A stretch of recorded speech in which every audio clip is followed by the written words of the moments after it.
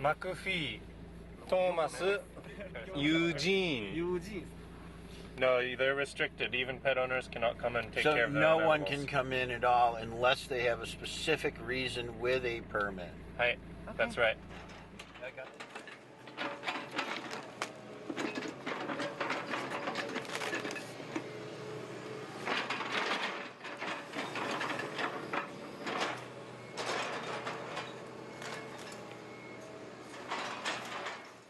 This is this zone, but keep in mind that we're talking 400 kilometers along the coast. So it's not just the Fukushima zone. That's certainly a concern.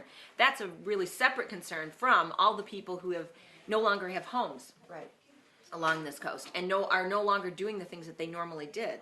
So you're just talking about incredible devastation along the coast. Homes completely gone, you know, and just large debris fields. And then there's evacuation zone where, you know, we were contacted by one of the local areas and they said they have 700 animals on register.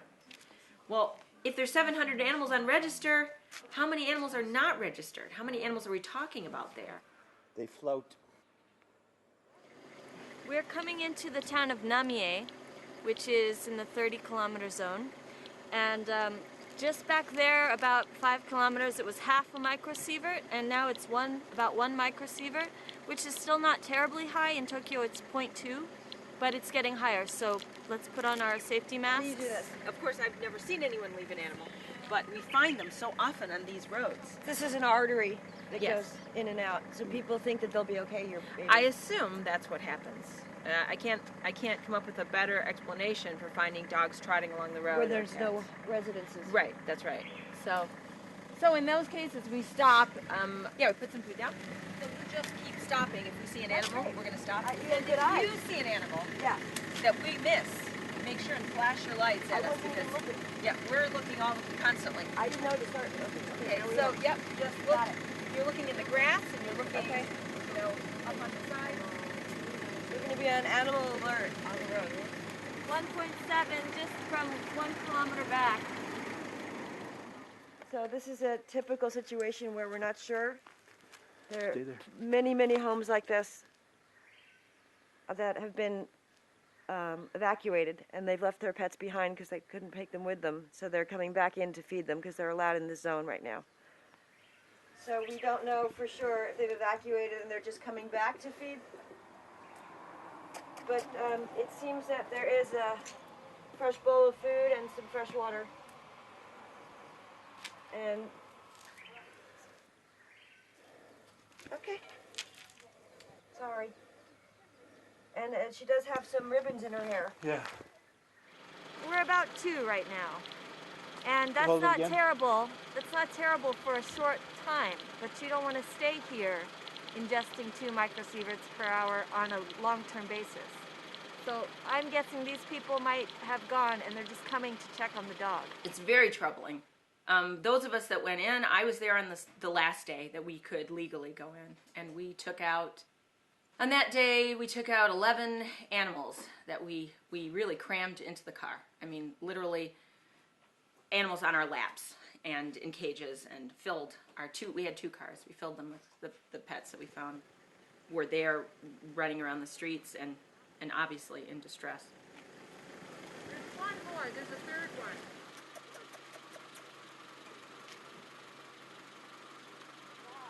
Let's go.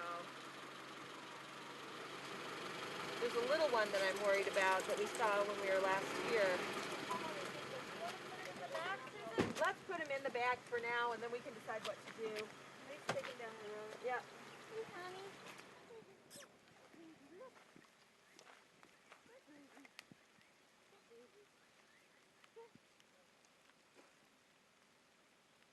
That's right. Stay really low. There you go. Just stay really low. That's good. Good job. And then just pull it tight, and you got him. Oh, Lisa. Oh, that's great. Oh! Be careful. No. Be careful. I don't think that's going to be big enough for this dog. Come on, baby. Where are we right now? We're in the 30-kilometer exclusion zone. So How- we're at how far in are 7.9 we? right now. We must be pretty close to the 20, I believe, because Namie, part of Namie is in the 20-kilometer zone. So The thing's just going nuts. we don't want to waste a lot of time with this kind of radiation. Very good. So she's putting it in the Navi, and we'll try again. It's Very good. raining as well, so And just to listen to the quiet. There's not a sound, not a person in sight. And this is only the 30-kilometer zone. I was in one area where I saw birds going in and out of the house, and I thought, well, cats are going in and out of that house and looking for food. The main thing is there are lots and lots of stray cats, and animal control doesn't pick up cats. They do not pick up cats in Japan. Cats are going to be better survivors, so you're going to have more cats that survive the initial situation. And also they're going to be less likely to have been tied down when the wave hit, and more likely to be able to move to higher ground. There he is.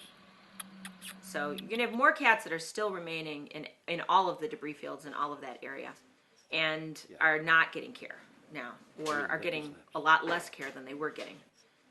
There's probably somebody in every community feeding stray cats. There he is. Perfect. Oh, there's another one. Where? Right behind you. There's a black one coming. Look. Here's Yeah, another don't one move, coming. don't move, don't move. Yeah, I wouldn't move. Let him come out. He's coming out. That one seems like more approachable. Yeah. And there's nobody in this town. This is an empty town. Yeah.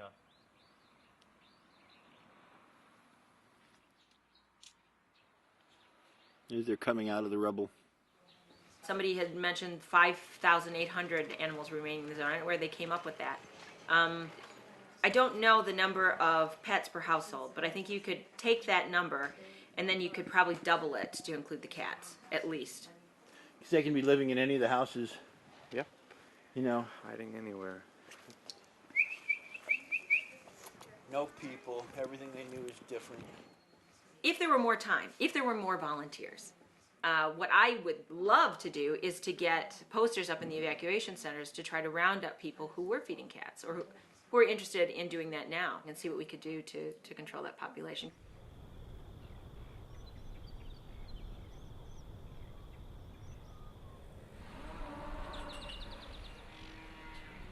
We visited twice now a dairy farm that's in the 30 kilometers. It's right outside. It's actually right near a roadblock to the 20 kilometer. And what concerned us when we were driving by is this loud mooing. And a woman came out, and here's this poor woman in her 60s, maybe late 60s, right? And there was between 30 and 50 cows. And here she is taking care of this whole farm by herself.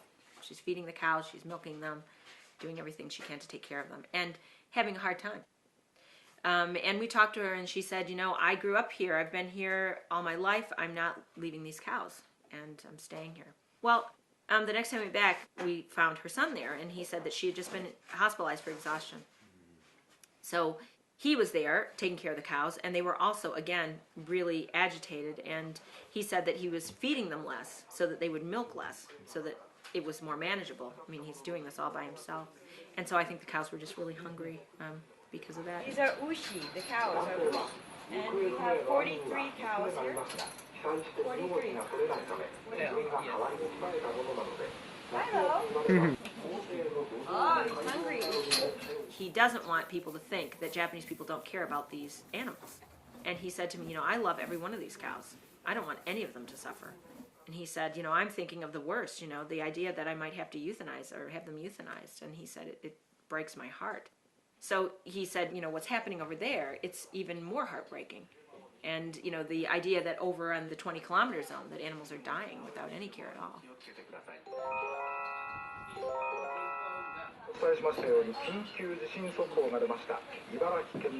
Earthquake warning. So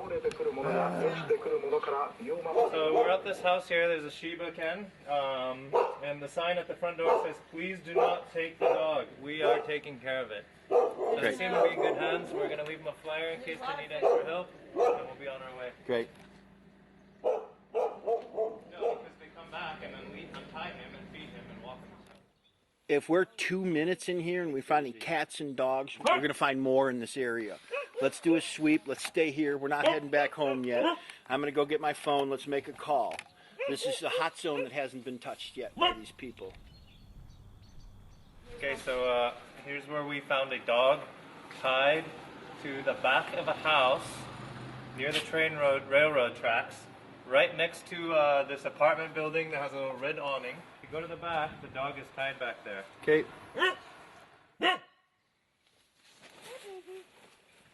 He is so skinny. He is skinny. Oh my God.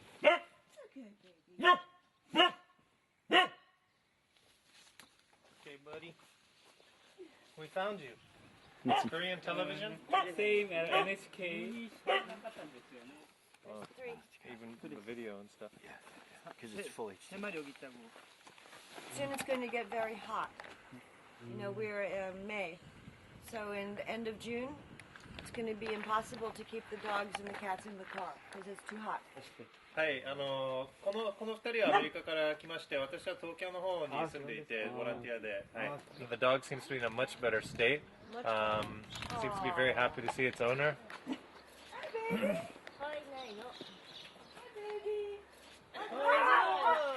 She's been coming back once a week to check out, so I imagine that it's not so close and it's very hard for her to come by.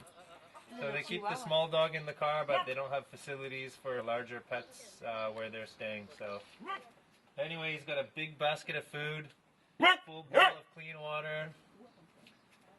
He's got his happy face back. Yes, Completely he's much different happier from that shell-shocked yesterday. expression he had yesterday. Yeah. Much better. Amway. Ah, okay. Amway distributor. You're a distributor? Amway. Amway. Amway. Ah, okay. So Amway's come here and they... Okay, so they're cooking for 1,000 people. 何作られてるんですか? あ、そうなんですね。So various organizations come here and basically day by day make a soup kitchen here. And today is Amway's turn.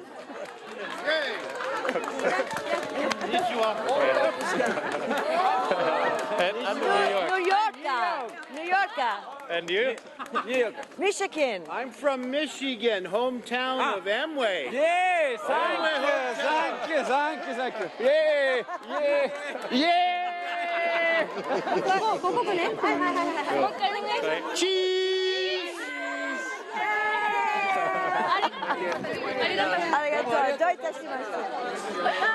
We're here in Koriyama City. and it was a convention center before the disaster, and so now it's housing people, and they actually have a pet care center set up in 3 tents in the back where people can leave their pets in cages. Unfortunately, there are a lot of people who don't want to leave their pets in cages, or they want to be close to them, so they are, as we've seen, keeping them tied to their cars, sometimes with the doghouse, sometimes not. Unfortunately, it's going to start getting very hot here soon, so they're going to run up against some problems leaving the dogs in the car all day long. So they're building some temporary housing nearby that will accept the pets, so they're hoping that they'll be able to apply for that and be accepted. So until then, they're just sitting in their cars, being near their pets. This is yours? For how long has he been here? 45日からよね。 45 days. Is there a reason that he doesn't use the pet center? ああ、やっぱり自分のそばに置いてきてね。マイペットね。He wants to be near his pet. Is he having a problem finding housing that will accept the large dog? プッシュやってるから大丈夫ね。 So he's saying that it's got rabies shots, and so it shouldn't have any issues with facilities accepting the dog. はい。 Right. Right. And this is not his dog, no? あなたのペットじゃないんですね。あっち。あっち。はい。No, And it's this not one his. is too? The fact is, there's very little sheltering infrastructure in the country. And the people who have started shelters for primarily that reason. You know, we none of us had ambitions to start animal welfare groups, but what happened was we found the situation to be intolerable. So our 3 groups that have come together to form GEARS, we're people that were teaching English and thought we could make a difference, and so we started shelters. Because there's very little sheltering structure, it really changes the face of the problem. And so I think our main priority ought to be, and it has been, to keep people with their pets, right? Because there's not a place to put them, quite honestly. So we can keep them together with their pets.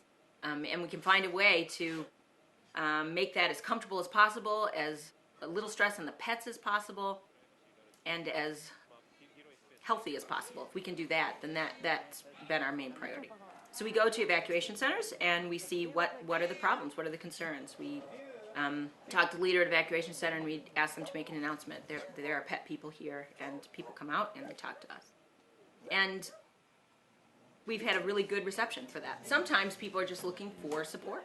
You know, they're just looking for somebody else who cares about their pets as much as they do. Because the country has very little infrastructure as far as animal welfare is concerned, people aren't expecting anybody to be there to help them. And so that's that whole idea that somebody has come specifically to help them with something that is really bothering them and nobody has asked them about yet.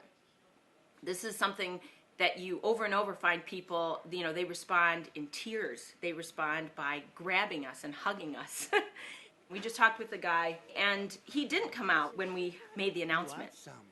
But as they're walking away, a man kind of sidled up to them and said, you know, I have a dog, and he's a big dog.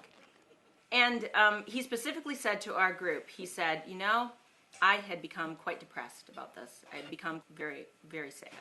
And he said, you showed up right in time. So I think it's very gratifying to be there. So my house flooded and it was destroyed completely. So I don't have a home now. And then the nuclear plant issue, the problem came up, and the plant exploded. And so we had to evacuate from there.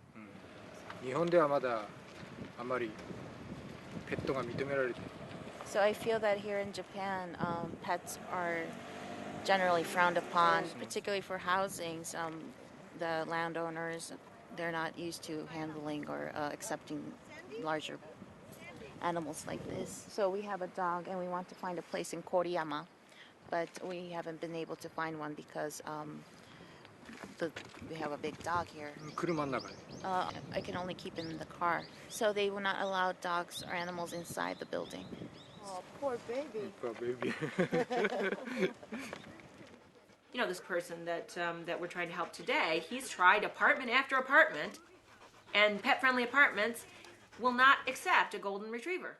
He cannot move into a pet-friendly apartment. He's very discouraged about that. It's not just the animals in the evacuated zones, because they're going to need shelter, obviously. But it's the animals that are now in people's cars along the coast at evacuation centers. What happens in June when they can't live in cars anymore?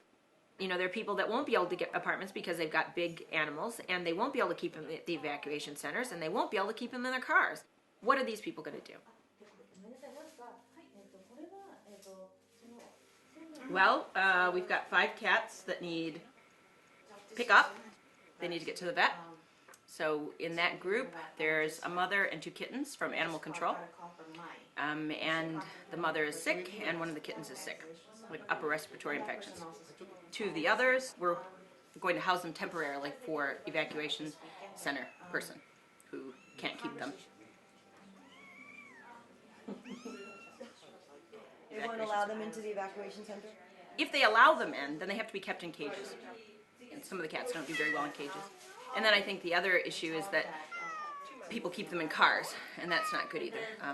We took in 3 cats that a woman had been keeping in a car indefinitely, and so they were very stressed, and so they came in. The guardian has given permission for her to be spayed, but now she's pregnant, and so this is people have a lot of very strong feelings about this issue, really? Whether or not you can spay a cat that's already pregnant. The vet that we talked with was uncomfortable with that. So this is a hard issue. Kittens are anybody can bring in kittens, and so a lot of kittens are abandoned, or people find kittens in their shed or whatever. They can't catch ferals, and so they take those to animal control. Our animal control, regional animal control, where our shelter is, put down about 1,500 kittens in a year, and they'll put down about 300 adult cats. You know, one person sent us into her home. She didn't know about us, and she called and said she had left behind a mother cat and 3 kittens. And we could not find the mother cat, and we found the 3 kittens dead. I brought that one up to say that when we went in, the house is spotless in a very Japanese style, you know, just very, very clean. But there's a cup of tea on the table, right? There's a tissue next to the cup of tea, and there are a couple dishes in the sink. This woman was pulled away from her life very quickly. Even so, There were dishes, empty dishes, that she had obviously put out and filled with food and water. Empty dishes. But I looked around that house and I thought, she had almost no time. And I know there's a lot of people are very angry with people here that they left their animals behind.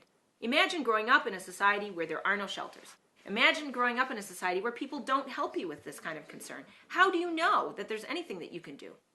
So, I have a lot of sympathy given the circumstances, even though it's horrible and it's horrific to go in and find dead animals and to feel sick about it, and it does make me angry. It makes me angry to have to bury dead kittens. But I think people feel powerless. They feel like they don't have a choice.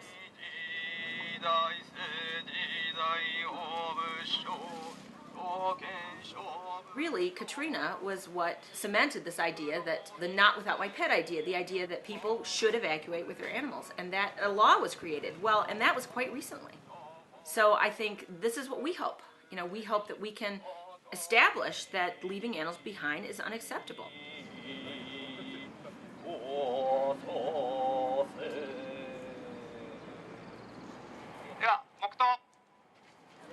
I'm involved in Japan Earthquake Animal Rescue and Support, otherwise known as GEARS, and on March the 12th we formed from 3 groups, a coalition, and I was out in Tohoku about a week and a half after that doing animal rescue.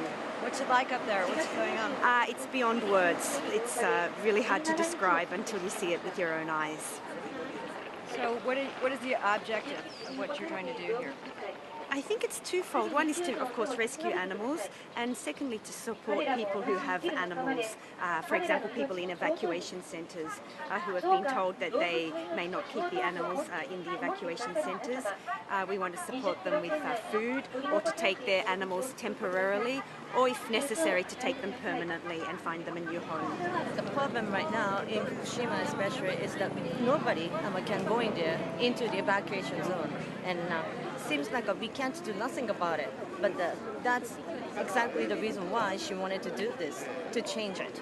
Of course, that's why we're here today, to tell the government that we need to get in there because there are so many animals to be rescued. I spoke to Japanese. They said they asked me. They said, please have the foreigners put pressure on the government, and maybe they'll listen. Maybe they'll let us in. But I know there's discussion of letting people go in to collect their possessions, but I don't know about their pets. Again, that's why we're here today. Are pets here in Japan considered possession?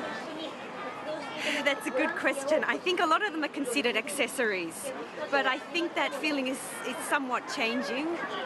I think a lot of pets are now starting to be considered as part of, as a family member.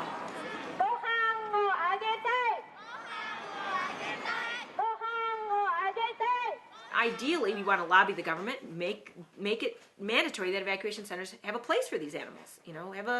Have a room that we could help them set up. We're happy to help with that kind of thing. But if not, what do you do with all those animals? One of our jobs is to get out there and lobby the government, change this pattern, which is to pull people away from their houses without the opportunity of taking their pets, or at least of making sure that they're in good hands. So I think until we are able to do that, these are the kind of things that are going to happen.